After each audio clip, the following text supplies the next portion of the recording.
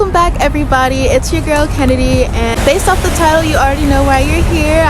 Watch me attempt to make a Megera from Hercules costume. Hercules is my favorite movie growing up, so this is like gonna mean a lot to me that I achieved this. I'm already here at Hobby Lobby, so yeah, let's just go get what I need. So I'm here for my materials. Why am I whispering? I need an external audio. Okay, let's go. Okay, so I already had in mind the fabric that I wanted, so I just walked in and went to that section. It's like the fake poly satin section. I like this because it's lightweight, easy to work with, cheap, and it comes in a lot of colors. So I picked out the lavender that was closest to the shade of her dress that she has, and I got 6 yards cut of that. And then I also got the violet with her coordinating colors on her dress for her accents. I also picked up a underbust. This is from Amazon. It came in one day, so capitalism sure did pop off that day.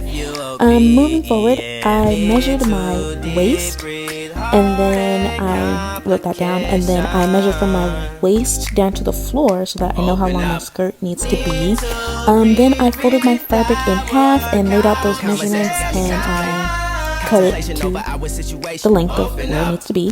Then I took it to my sewing machine and I hemmed 3 sides of it. What I mean by that is I did a rolled hem on the sides and I just sewed it down, so that way I don't have to hem it later when I try to construct the dress. It's just faster for me. So then I fold the fabric over, right sides kissing, so that I can get my slit. And so I'm going to sew it down to where I have my pin marking, just straight down. And then, yeah, that's where I'm going to put my slit. So as you can see, the edges of the slit are all hemmed up nicely, because I did that beforehand. And then the top of my skirt, this is why I said only do 3 sides, because the top I need to do the hem afterwards.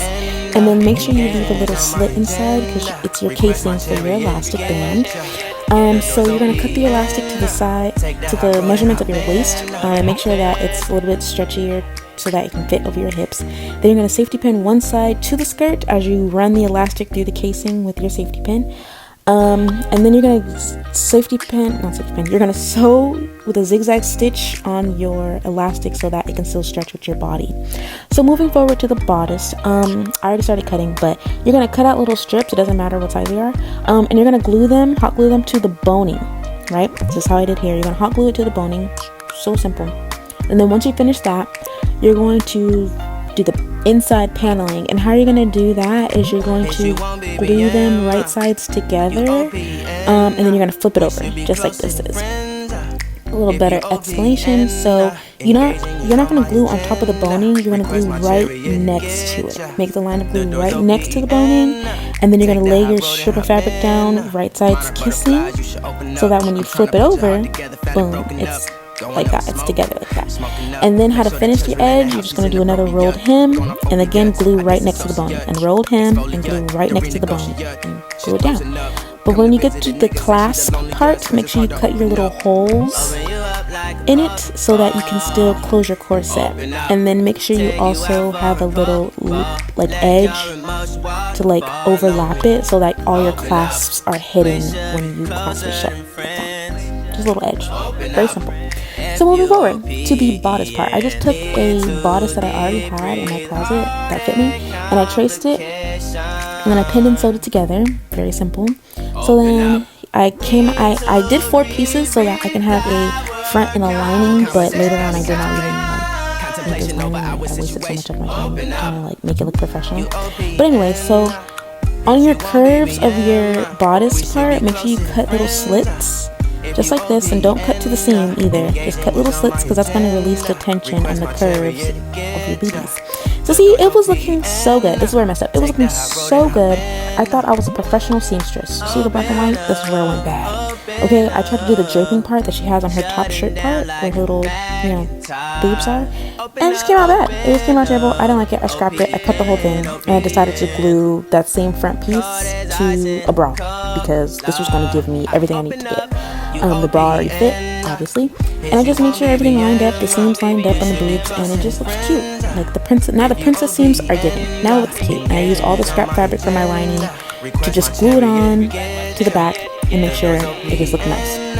So I'm going to be tucked into the skirt anyway. So moving forward to the accent pieces, so I just cut out a long scrap piece of fabric for her sash on her waist, and then I did the same thing, cut out another scrap piece of fabric, and I folded it over, and then I sewed a straight line. I did the same thing for the headband. When you turn it inside out, this is when I sewed the details onto it. So then so another casing. This was another casing for the draping part on the bust part, and like this just looked way more professional. Like, look at the draping, and then she also has a draping in the back, like on her back part, so I made it long so that I could connect the two to each other. So I made another run to Hobby Lobby because I forgot that she has details, and I need to get her little gold accent pieces, and this was perfect to me, at least the perfect size at least. So how I constructed it, or not how I constructed it, how I put it on my body was I put the bra part on first, and then I tucked that into my skirt, and then I just put the corset on like normal.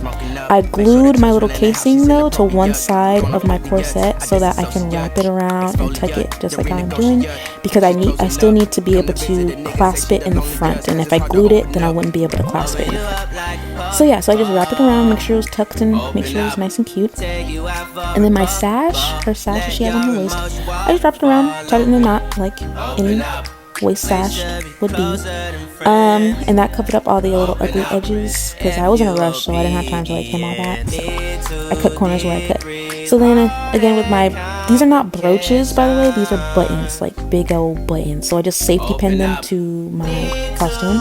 I use my same nails from my Esmeralda costume, and I put on snake details, like I have a snake ring on and snake earrings because Pain and Panic turned into two snakes when they kidnapped Hercules, and I like details like that. So this is the finished product. It came out way better than expected, especially since I didn't even start this until 5 a.m. right before the Halloween party. I took some stylistic liberties by getting my hair braided instead of getting a wig, just because I liked this look better. It looked more authentic. And another stylistic liberty was me adding a slit, just because I needed some more sex appeal. I need to sex it up because I'm an adult. But yeah, it just came out perfect. I also added those little etching gold details to my sash as well as that I had onto my headband. And look at the draping. Look at the draping in the back of that. Everything just came out so beautiful, and I just loved it. I loved every single part of it. Thank you guys all for watching, and I hope you enjoyed. Love you. Bye.